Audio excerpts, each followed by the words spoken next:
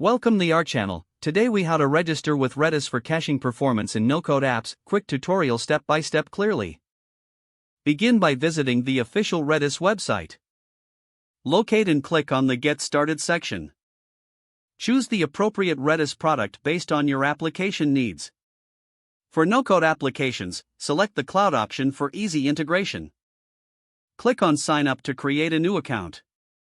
Fill in the required details such as your name, email address, and password. Confirm your email address by checking your inbox for a verification link. Log in to your new Redis account after confirming your email. Navigate to the dashboard where you can create a new database. Click on Create Database to initiate the setup process. Select the desired region closest to your user base for optimal performance. Choose a suitable plan based on your usage needs, starting with the free tier if you're experimenting.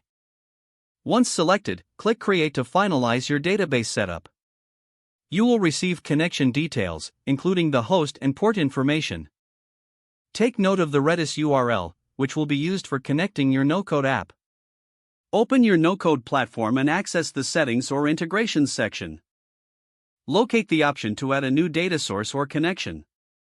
Input the Redis URL you noted earlier into the relevant fields. Configure any additional settings, including connection timeout if applicable.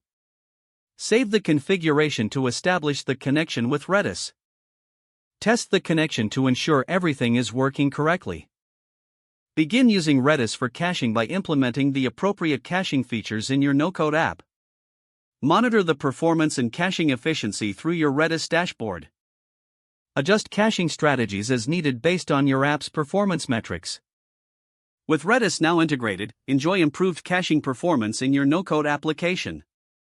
If the page does not load, refresh the browser or try again in a private or incognito window. Make sure you are using the correct email address, then retype it carefully to avoid small typos. If your password is not accepted, use the reset option and create a new strong password you can remember. Don't forget to like this video and subscribe to our channel for more step-by-step tech guides.